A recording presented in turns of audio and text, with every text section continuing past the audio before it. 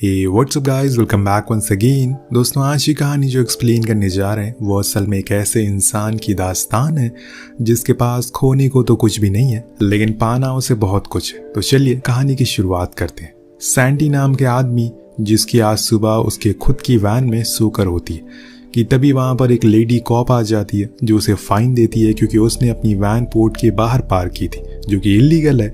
इसीलिए उसे पहले तो फाइन भरना पड़ता है, जिसकी वजह से उसे काम पर जाने से भी लेट हो जाता है। पर वहां जाकर उसे पता चलता है कि उसके मालिक ने उसे काम से निकाल दिया है। वो बहुत ही मिन्नतें करता है कैसे भी करके उसे थोड़ी दिन के लिए काम दे दे, पर उसका ये बार बार लेट आने की वजह से उसे आज उसकी पूरी सैलरी देकर उसका बॉस उसे भगा देता है। पर आखिरी समय पर भी वो उसे टॉयलेट साफ करवाता है, जो कि उसे करना भी पड़ता है। फिर सैंटी अपनी वैन लेकर वहां से निकल जाता है, मतलब उसकी परमानेंट छुट्टी हो गई है अब एक दूसरे काम को ढूंढने के लिए। पर उसकी किस्मत इतनी बुरी होती है कि बीच रास्ते में उसका पेट्रोल खत्म हो जाता है, जिसे लेने के लिए वो उसे पैदल ही जाना होता है। और वहां जाकर उसे उसका पुराना दोस्त रॉबर्ट मिलता है, जो उसे कल होने वाली रियूनियन पार्टी के बारे में बताता है, जिसमें उनके कॉलेज के सभी लोग वापस से मिलने वाले। लेकिन यहाँ सैंटी मना कर देता है, ये कह कर कि उसकी वाइफ सलोनी के साथ उसी कुछ मीटिंग। अब इसके बाद हमें दिखाया जाता है कि असल में सलोनी अब सैंटी से डिवोर्स लेना चाहती है क्योंकि वो बहुत ही ज्यादा केयरलेस हो गया। वो कई सालों से बेरोजगार है और सही टाइम पर घर भी नहीं आता। उसके पास यहाँ पर लॉयर उन्हें बताते हैं कि पेपर बनने में अभी 2 से 3 महीने तक का समय लग सकता है, और तब तक के लिए या तो वो फिर से साथ में रहने का सोच ले या फिर कुछ दिनों का इंतजार कर ले जब तक पेपर बन नहीं जाते। पर यहाँ सलोनी को जल्दी थी और उसे ये भी बताया जाता है कि जो कुछ भी सैंटी का है उसमें से 50% अब सलोनी का भी है। लेकिन सैंटी के पास एक वैन और एक पुराने घर के अलावा और कुछ भी नहीं है, इसीलिए वो ना होने के बराबर होता है। अब बाहर निकलते टाइम दोनों ही अपने अपने रास्ते निकल जाते हैं। हालांकि सैंटी उसे रोकने की कोशिश करता है लेकिन वो नहीं रुकती, इसीलिए वो भी चल देता है। तभी उसे पीछे से एक ओल्ड लेडी मिलती है जो कि सालों से लॉटरी की टिकट बेच रही है। वो उसे अपना पास बुलाकर एक टिकट खरीदने को कहती है। हालांकि सैंटी को ये सब बेकार लगता है, लेकिन वो दिल का अच्छा था, इसीलिए वो उस टिकट को खरीद लेता है और अपने सिगरेट पैक पर लगा देता है। अब रात होने पर सभी दोस्त उसी रियूनियन पार्टी में मिलते हैं। वहां पर सैंटी भी होता है। कुछ काम ना होने की वजह से वो यहीं टाइम पास करने के लिए आ गया। वहां उसके दोस्त रॉबरी और पैनी भी होते हैं। तभी सैंटी देखता है कि सलोनी उनके दोस्त के दोस्त मारियो से बात कर रही है, इसीलिए वो भी उसके पास चला जाता है, जहां वो मारियो को देखकर उसका मजाक बनाता है क्योंकि वो स्कूल में बहुत ही मोटा हुआ करता था। पर सलोनी कहती है कि अब वो दिखने में काफ़ी अच्छा हो गया है। जिस शॉप में वो काम करती है वो वहाँ का मैनेजर भी है। ये सुनकर वो जेलस फील करने लगता है और वहाँ से चला जाता है। अब उसके दोस्त को जब ये बात पता चलती है तो वो भी उसकी बुराई करना बंद कर देते हैं और चुपचाप कोने में खड़े होकर ड्रिंक करने लगते हैं। वहाँ सलोनी के दोस्त उसे आकर मारियो के बारे में बात करने लगती है क्योंकि वो उसे पसंद करती है। लेकिन यार सलोनी तो अपने डिवोर्स को लेकर ही कंफ्यूज थी।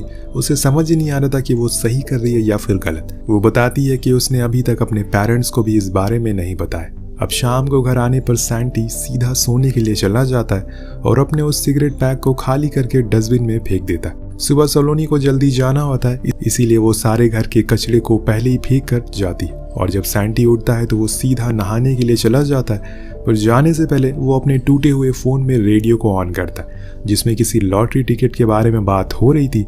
और उसे सुनकर वो फौरन ही बाहर आता है और उस टिकट को खोजने लगता है। तब उसे याद आता है कि उसने कल तो उसे डस्टबिन में डाल दिया था, इसीलिए वो ऐसे ही बाहर भाग जाता है और पूरे सोसाइटी को जहाँ पर कचरा फेंका जाता है वहाँ जाकर उसे ढूंढना शुरू कर देता है, जो कि उसे कुछ ही देर में मिल भी जाता है। जिसके बाद वो उसके नंबर को उस टिकट से मैच करता है और वो पूरी तरीके से मैच हो रहा था। अब जिसे सुनकर उसके होश ही उड़ जाते हैं क्योंकि अब वो एक करोड़पति बन चुका था।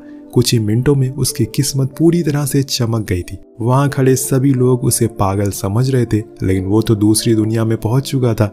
यहाँ वो सबसे पहले सलोनी को इस चीज की खबर देता है, लेकिन वो उसका फोन नहीं उठाती, इसीलिए वो उसके शॉप पर जाने का सोचता है। पर वहां पहुंचकर जो सीन वो देखता है उससे उसका दिल टूट जाता है। दरअसल उसे ऐसा लग रहा था कि सलोनी और मारियो दोनों किस कर रहे हैं, लेकिन ऐसा कुछ भी नहीं था, बल्कि सलोनी उसे दूर होने को कह रही थी। लेकिन सैंटी आधी चीज को देखकर वहां से वापस आ जाता है बिना उसे कुछ बताए। रास्ते भर उसका मूड खराब रहता है, पर फिर जब वो उस लॉटरी टिकट को देखता है तो खुश हो जाता है। इसके बाद वो सीधा वहां से बैंक जाता है ताकि उन पैसों को अपने बैंक में ट्रांसफर करवा सके। वहाँ जाकर वो देखता है कि सभी लोग उसी 25 मिलियन की लॉटरी की बात कर रहे हैं। सभी को इस बात का बेसब्री से इंतजार है कि आखिर जो बंदा वो जीता है वो कहाँ पर है, अभी तक आया क्यों नहीं है। इसी बीच वहाँ सैंटी उस टिकट को लेकर पहुंच जाता है और उसे सब ऐसे देखने लगते हैं जैसे धरती पर कोई एलियन आ गया। इसी बीच बैंक मैनेजर सैम उसके पीछे पड़ जाता है और उसे बार बार कहीं इन्वेस्ट करने को बोलता है, लेकिन सैंटी फौरन जाकर अपनी वैन में बैठ जाता है और बिना कुछ सोचे समझे चलना शुरू कर देता है। पर इतने में ही पीछे से सैम आ जाता है जो उसके वैन में चुपके से बैठ गया था और उससे बात करने की कोशिश में एक रेड लाइट क्रॉस कर देता है, जिस चक्कर में फिर से वही लेडी कॉप उसे देख लेती है और फिर आगे जाकर उसे रोकती है। पर सैम उसे बताता है कि उसने अभी अभी $25 मिलियन की लॉटरी जीती है और वो उसे बिना कुछ कहे वहाँ से चली जाती है। जिसके बाद सैंटी सैम से बात करने को राजी हो जाता है और फिर वो उसे एक महंगे से रेस्टोरेंट में लंच करवाता है। उसे अपने बारे में बताना शुरू करता है कि उसे बेहतर पूरे अमेरिका में कोई भी इन्वेस्टर नहीं मिलेगा, वो जितना मर्जी चाहे उतना इन्वेस्ट कर सकता है। यहाँ सैम पूरी कोशिश करता है ताकि वो उसे अपना फाइनेंशियल एडवाइजर बना ले, जो कि कुछ देर में वो बना भी लेता है। लेकिन बाहर आकर वो उसे बताता है कि उसका अभी कुछ महीनों बाद डिवोर्स होने वाला है, तो उसे अपनी बीवी को अपनी प्रॉपर्टी में 50% चीज़ें शेयर करनी होगी। पर सैम मना करता और बोलता है कि जब तुम्हारा डिवोर्स नहीं हो जाता तब तक तुम अपनी बीवी से कुछ भी मत बताओ और सभी के सामने ऐसे बिहेव करो जैसे कि तुम अभी भी बहुत ही ज़्यादा गरीब हो। लेकिन सैंटी मानने को राजी नहीं था। उसका कहना था कि वो सलोनी से बहुत प्यार करता है और उसे सब कुछ बता कर रहेगा। पर इतनी ही देर में उसका भरोसा किसी और की मर्सिडीज में बैठकर उसके ही करीब आ रहा था। ये सलोनी और उसके साथ मारिया, जो कि उसके साथ में लंच के लिए आया था, वो उसे देखकर अपने फैसले को बदल लेता और सैम की बात को मान लेता। और फिर क्या था, उसकी अय्याशी के दिन शुरू हो जाते हैं और वो अपने लिए महंगे महंगे कपड़े खरीदता है, टीवी खरीदता है, पूरे दिन बस मॉल में ही घूमता रहता है। और ऐसे ही एक दिन वो मॉल में सामान लेते हुए उसे मारियो अपनी फैमिली के साथ दिख जाता है, तो वो उसे ज्वेलरी शॉप में घुस जाता और वहाँ काम करने वाली लेडी से कहता है कि उन्हें अंदर आने मत देना। तो वो ऐसा ही करती है, जिसके बदले में वो वहाँ से एक रिंग बाई करता है। अब घर जाकर अपने खरीदे हुए सामानों को स्टोर रूम में रख देता है और फिर वही नाचना शुरू कर देता है। जिसके बाद वो सारी पुरानी और बेकार चीज़ों की पैकेट बॉटल में अच्छी क्वालिटी की चीज़ों को रख देता है, जिससे किसी को भी उस पर शक ना हो।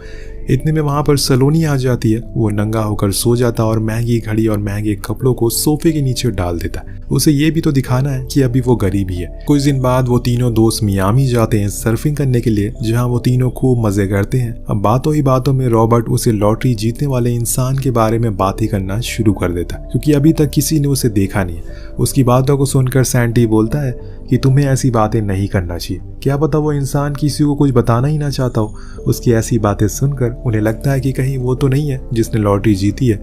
और ये सुनकर सैंटी हंसने लगता और कहता है कि अगर ये सच होता तो वो आज ग्रोसरी स्टोर पर काम नहीं कर रहा होता। इसके बाद तीनों वहीं बैठकर ड्रिंक करने लगते हैं कि तभी वहां पर मारियो आ जाता है, जो उनसे सर्फिंग में भी कई गुना ज्यादा अच्छा था। दिन खत्म होने के बाद वो लोग फिर से लौटने लगते हैं, पर रॉबर्ट की रैश ड्राइविंग के चलते उन्हें वही लेडी कॉप रोक लेती है और आज इसे खास पूरे अमेरिका को संभालने का ऑर्डर दिया गया है। हर जगह बस यही दिख रही है। लेकिन सैंटी उसे देखकर हैरान हो जाता है, पर पीछे जाकर छुप जाता है, क्योंकि उसकी लॉटरी के बारे में उसे मालूम था। और तभी इनके बैग से उसे कुछ नशीली चीजें मिलती हैं, जिसके चलते वो उसकी नजर पीछे सोए हुए सैंटी पर पड़ती। वो उसे बाहर आने को कहती है और मजे करते रहो कहकर वहां से चली जाती है। जिस चीज को देखकर उसके दोस्त पूरी तरह से हैरान थे कि आखिर उसने ऐसा क्यों किया, उन्हें छोड़ा क्यों। तब सैंटी झूठ कहता है कि वो उसकी दूर की कजन है। अब अपने घर जाने के बजाय वो एक 5 स्टार होटल में अपनी रात गुजारता है और जब सुबह होती है तो महंगे कपड़े पहनकर काम के लिए निकल जाता।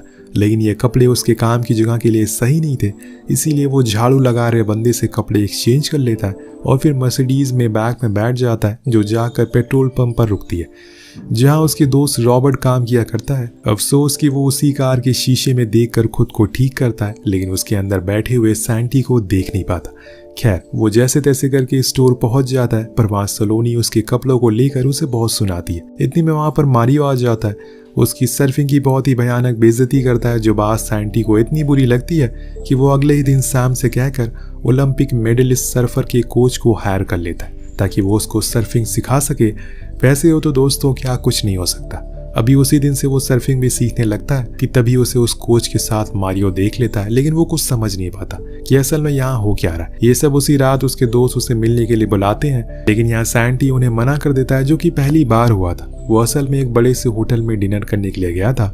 कुछ दिन बाद उसे कुछ पुराने दिन याद आते हैं जिनका बदला लेने के लिए वो बोट पर जाता है और उसी बोट को खरीद लेता है, वो भी दुगने दाम पर, जहाँ पर वो काम किया करता था, और उसी के मालिक से उसके बोट के बाथरूम को साफ करवाता है जैसे कि उसने उसे करवाया था। पैसे आ जाए तो इंसान बदला लेना कभी नहीं भूलता, खासकर खुद की बेइज्जती का। कुछ लोग दिखाकर बदला लेते हैं, कुछ लोग सन्नाटे में भी काम कर देते हैं। अब घर जाने पर वो देखता है कि वहाँ सलोनी के मॉम डैड आए हुए हैं, जिनके साथ वो डिनर भी करता है, लेकिन तभी उसके डैड की नज़र उसकी रोलेक्स पर पड़ जाती है। वो उनसे झूठ कहता है कि ये तो उसने लाजपत नगर से ली है सिर्फ 250 में, पर उन्हें तो यकीन ही नहीं हो रहा था इतनी अच्छी कॉपी कैसे कोई बना सकता है। इसीलिए वो उसे 250 देकर उसकी वो घड़ी ले लेते हैं। मतलब एक झूठ के चक्कर में उसका लाखों का नुकसान हो गया। अब ऐसे ही बातों बातों में सैंटी के मुंह से निकल जाता है कि वो और सलोनी दोनों अलग हो रहे, जिसे सुनकर सलोनी बहुत ही ज्यादा गुस्सा हो जाती है और वहां से चली जाती है।